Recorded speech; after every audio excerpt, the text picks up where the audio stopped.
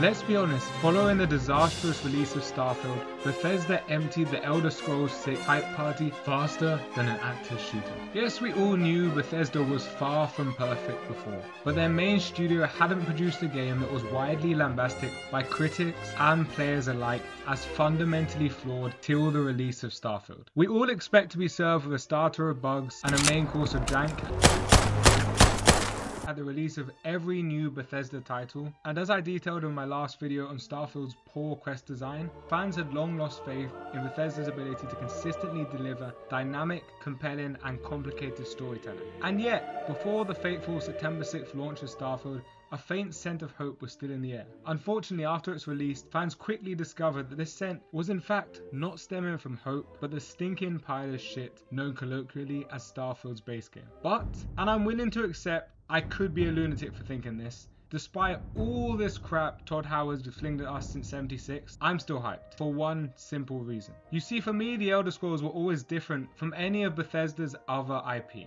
Maybe because it's their baby, a product of the studio itself, and their first major IP, but I always felt like Bethesda knew how to embed the Elder Scrolls titles with such a strong sense of identity that perhaps in spite of their recurring impulse to constantly change their formula without seemingly innovating anything, things might just work out for the Elder Scrolls 6. To explain why I believe this, I'm gonna go off into a little tangent recalling my Elder Scrolls experience. My first foray into the cold and disturbing mind of Todd Howard was Skyrim. As a young lad who had just received his Xbox and briefly remembered Oblivion, I used all my pocket money to buy Skyrim and then immediately put it down, because this was the FIFA era, and how could one miss out on the experience of covertly spending their parents' money to buy FIFA packs with less content than your average Starfield planet? But after I had been caught red-handed and excised from the FIFA universe, my only option for gaming fun was to finally play Skyrim.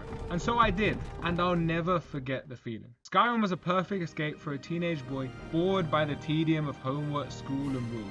Not only did it present a world that, unlike our own, was open and exciting to explore, with enthralling mysteries and an almost unlimited treasure trove of side quests and literal treasure, but it was also breathtakingly beautiful and had a sense of calm serenity. And any fan will agree, you don't just play Skyrim, you feel it. It draws you into an almost meditative, soothing experience that reaches deep into our emotional tropes. Now, if you don't know what I mean, boot up the game, travel to Whiterun, and simply take in the sounds of the ethereal, almost wispy music, the slow, trodden rhythm of the city, and the gentle mysticism of its biome. Unfortunately, as with life, everything comes to an end, and so I eventually reached the point where the minute-to-minute experience of playing Skyrim could no longer keep me from new releases. So I explored other franchises, but the power of the Elder Scrolls was such that after a few years, I needed a new fix. But I was looking for a new experience, a genuinely new one, not Skyrim again. So I dived into the console version of Oblivion, free of the modern community's magic. And to be honest, it took some adjustment. Oblivion's a game so janky, even Stevie Wonder could see it. The NPCs feel like you put a bunch of character models into a blender and animated whatever monstrosity emerged. And the voice acting, I'm afraid your journey ends here, traveler, sounds like a constipation mode for Skyrim. But as I found out, if you look past this considerable jank and actually play the game, there's a trove of brilliance to be uncovered. As I journeyed through the beautiful, much more hospitable terrain of Cyrodiil, with notable exceptions, I slowly began to feel that Elder Scrolls magic take a hold onto my mind again. The unique factions, storylines and lore were dripping with originality and an unrecognizable sense of Elder Scrolls identity I mentioned before. And so once I played through Oblivion, I thought if the Elder Scrolls DNA was so strong, it penetrated through two very different games, surely I had to play Morrowind. And after I finally acquired a gaming PC as a formerly console-only player, the first game I booted up was Morrowind. This time though, learning from my Oblivion mistake, I got the upgraded graphics version so it looked less like a hellscape. And once I played it, I discovered a game that was extremely old-fashioned and archaic, but also brilliant for this reason. Morrowind's core gameplay loop harkens back to classic role-playing in a very traditional manner.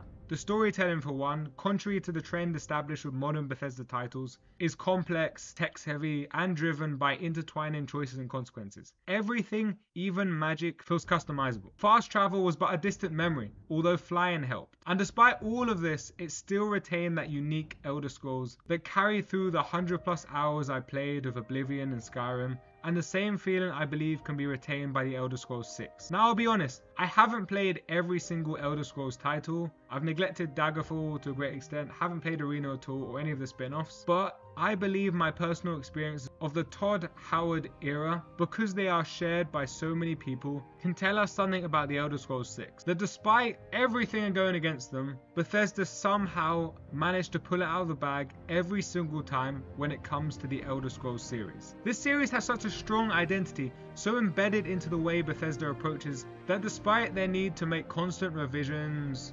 streamlining or simplifying however you see it, the Elder Scrolls experience remains intact game to game.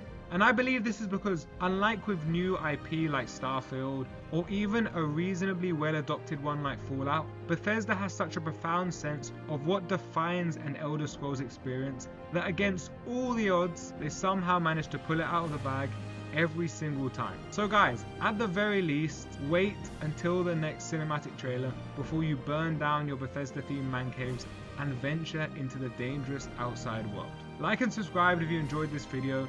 If you didn't, well, clearly you have issues, because I identify as an infallible genius and therefore cannot fail. Peace.